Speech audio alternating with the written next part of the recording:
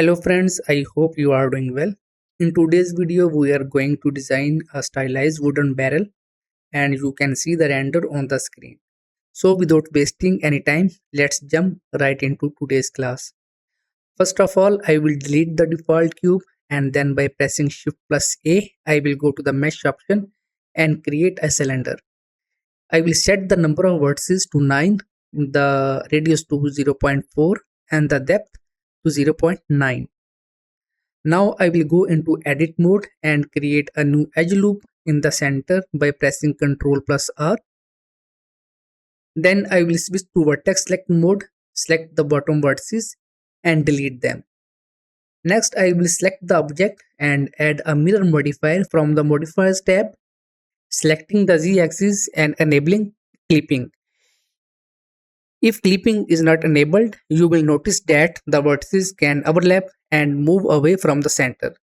But with clipping on, they will stay right at the center.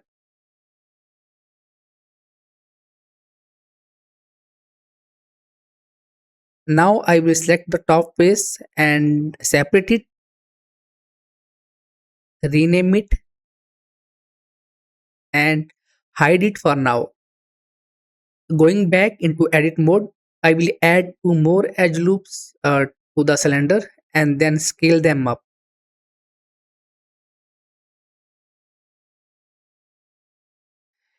I will deselect the top edge loop, scale the remaining two, and then once again deselect the top one to scale the middle loop a bit more. I will select these two edge loops, duplicate them by pressing Shift plus D, and then separate by pressing P. I will hide them for now. At this point, I have this object left, and I will select these faces and separate them as well by pressing P. I will go ahead and delete the remaining object so that I am left with just this part. I will then apply the mirror modifier to it, and after that I will add an array modifier. In the array modifier settings, I will uncheck relative offset and check object offset. To set the object offset, I will create an empty object, select it and assign it in the object section of the modifier. Now you will see the count is set to 2, but I will change it to 9 because as you remember, when we first created the cylinder, we used 9 vertices. Finally, I will rotate the empty object on the z-axis. You need to make sure to rotate it just enough so that the first and the last copies align perfectly with each other. After that, I will add a solidify modifier and increase the thickness value. Then I will add a subdivision surface modifier and set the level to 2. I will right click on the object and select the shade smooth, give it a nice polished shape. I will then apply the solidify modifier and create an edge loop in the center.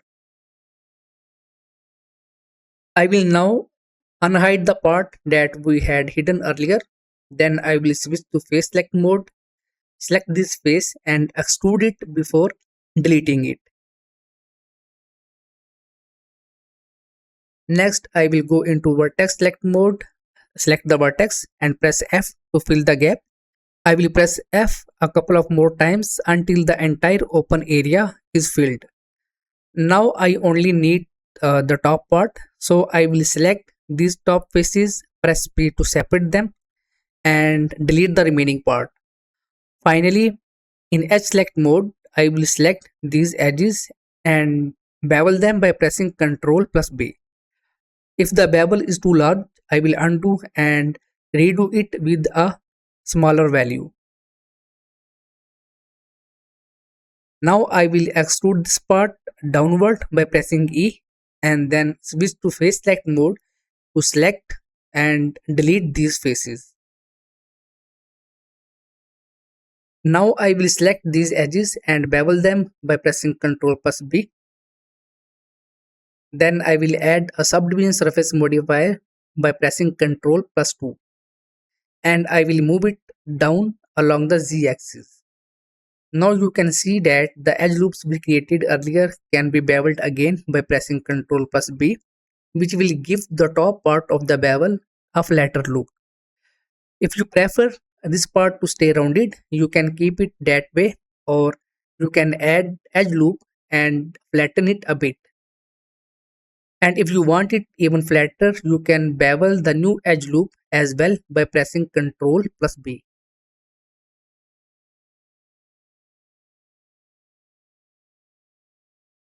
I will go ahead and unhide those edges that I hid earlier, and then in edit mode I will move them upward.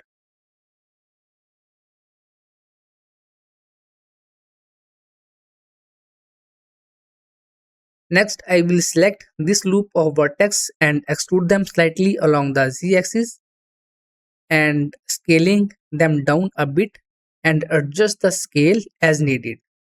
Then I will select the top loop as well and extrude it along the z-axis and scale it down and adjust it to match the barrel proportions. Once I have both parts aligned with the barrel size, I will select them in edit mode and then use Alt plus E to extrude the faces along their normals.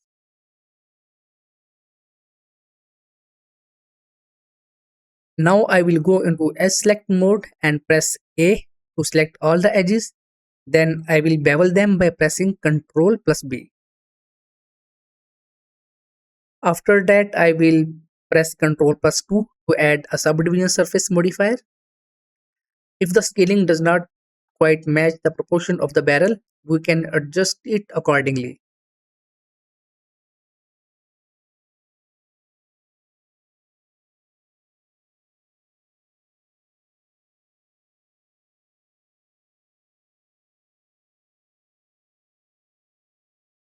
Now I will add some material.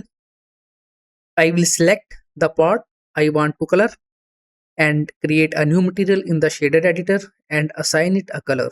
If you don't see the color right away, it's because we are in solid view mode. So we will switch to material preview mode to see it.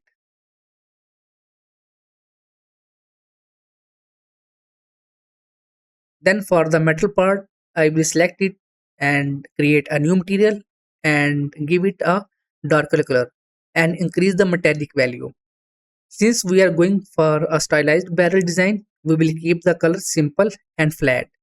If we were aiming for a realistic look, we would use PBR materials and textures. Now as you can see, the top part does not have the material applied yet, and I want to give it the same material. So first I will select the part that currently does not have the material, and then I will hold down shift and select the part that already has the material applied. After both are selected, I will press Ctrl plus L and choose link materials. And you will see that the material is now applied or to the top part as well. Additionally, this top piece is not mirrored onto the lower section, but it should be. So I will select it, right click and set its origin to 3D cursor, which will move its origin point towards origin. Then I will add a mirror modifier and set it along the z-axis, and you will notice it is mirrored correctly. Finally, I will duplicate it and create a few copies and adjust the lighting in the scene and render it. I hope that everything we created in today's class was clear, and if you have any questions, feel free to ask in the comment section and I will definitely respond. I will see you in the next class. Until then, goodbye.